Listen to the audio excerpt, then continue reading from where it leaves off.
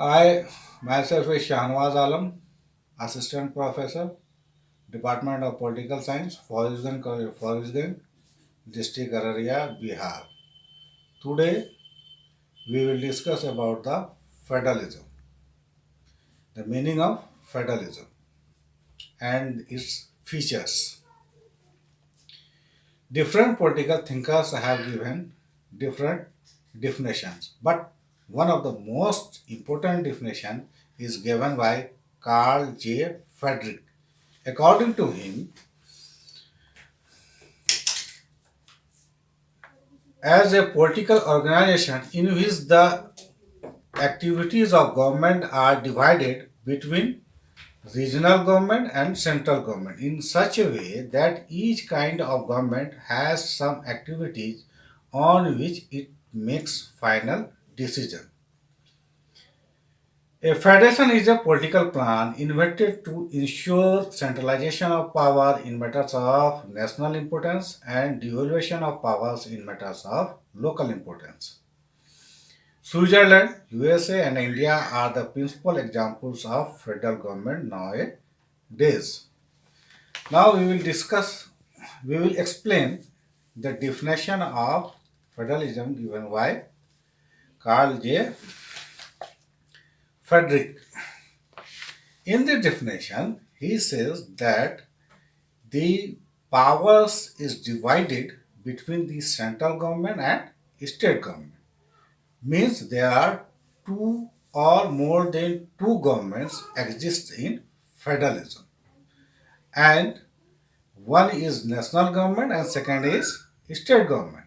Now in India there is third tier of government known as local self government, and other points is that in federalism the subjects which is very important and national importance are included or given to the central government, and the regional government means state government, are the local subjects which are related with the local or regional levels given to the state government, and the third tier is also have the power to legislate or to make policies related with the local level such as municipalities and panchayats.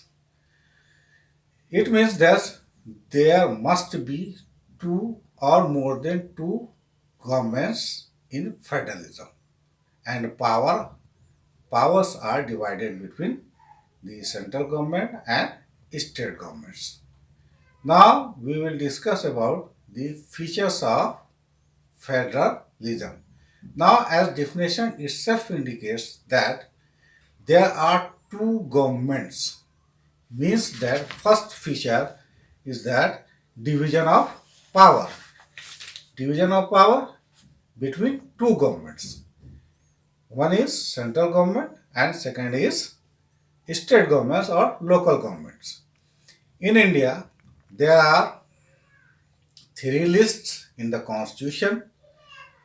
First list, first first is union list, second state list, and third is concurrent list. In the union list, the national importance such as defense, foreign affairs, currency, and coinage are placed under the control of national government, while those of that are local or regional importance such as police, land, public orders are placed under the control of the government of state governments. It means that powers are divided between two governments. The next feature of the federalism is two sets of identities. It means a federation combines the advantage of national unity with those of local identity. It means the right of self-government. In a federation, sovereignty is located neither in the central government nor in the governments of constituent states. All these have limited powers. Division of power in a federation is the division of government authority and not of sovereignty. As we know that sovereignty is inalienable, it cannot be divided.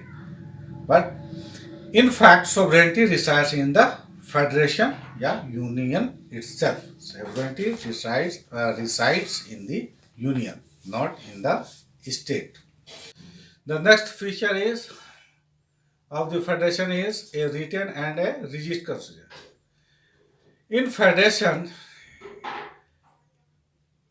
there is a written constitution and rigid constitution. According to Dicey, the constitution of federation has to be a written one. Constitution is in the nature of a agreement which not only enacts a distribution of power but also lays down the condition and process through which these powers have to be exercised. It is also a rigid constitution because no amendment can be effected unless both the national and the state government consent to the change through a well-defined procedure. It is the constitution which is supreme. The central and the state legislature exercise their powers within the limits set by the constitution. And the next feature of federalism is an independent judiciary. As we know that the powers are divided between central government and state government, there may arise the disputes between central government and state governments, or between central governments and more than one state government, or within the states. Now the question arises: who solve the disputes?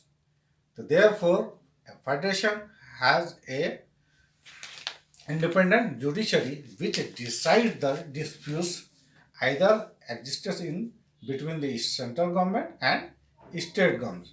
Therefore, it is necessary that there is an independent judiciary. India has all the features of federation. Thank you.